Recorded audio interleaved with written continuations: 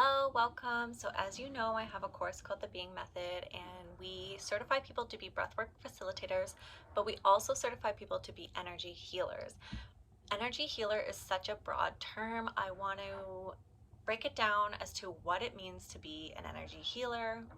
So in the Being Method, we obviously value all the things science and spirituality, but we're not going to look at one in isolation. We always look at them together. So when I'm talking energy, we actually go in and look at, like, okay, what is energy? What is a photon? What is an electron? What is an atom? We learn cellular biology. We learn basic physics and chemistry. So we can get an idea of what energy is within these different things. Maybe energy equals mc squared, like, I don't know, maybe something like that. But we start to look at what is energy and what is it in the body, and where can we isolate, how to transfer energy from person to person or from thing to person, and how can we fix energy systems in the body.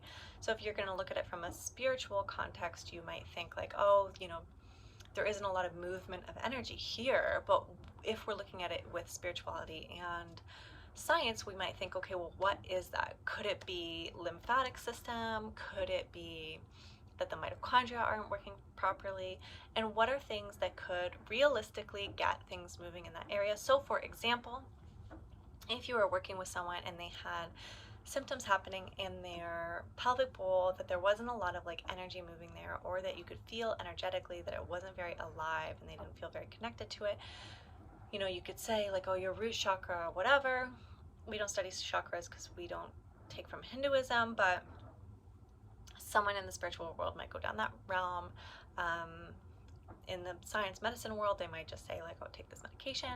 But if we're working with the Being Method, we might think like, okay, so it's possible that you might have stagnant lymph there that could be affecting the energy of that area, maybe affecting the organs of that area. If you don't have lymphatic drainage, that area is being filled with toxins, and you're also not having fresh blood supply to the area, which is not very conducive to a healthy body.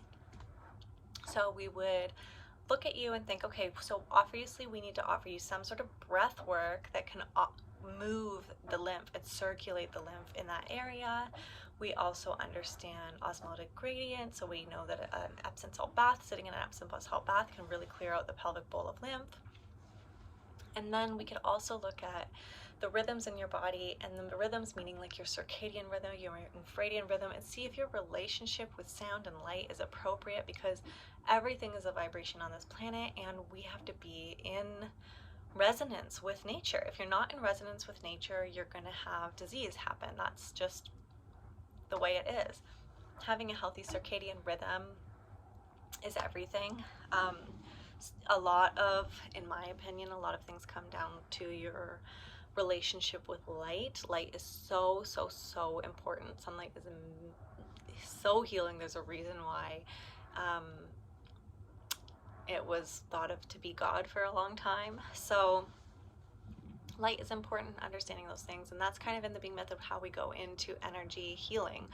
We are looking at sound, we're looking at light, we're looking at breath, we're looking at ways that you can move energy in your body, or someone can help themselves heal energetically.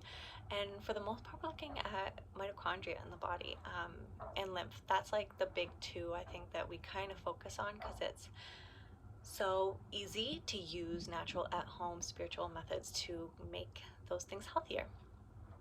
So thank you so much for listening. If you're really interested in learning more, please join the Being Method. It is one of my favorite things. Bye, love ya.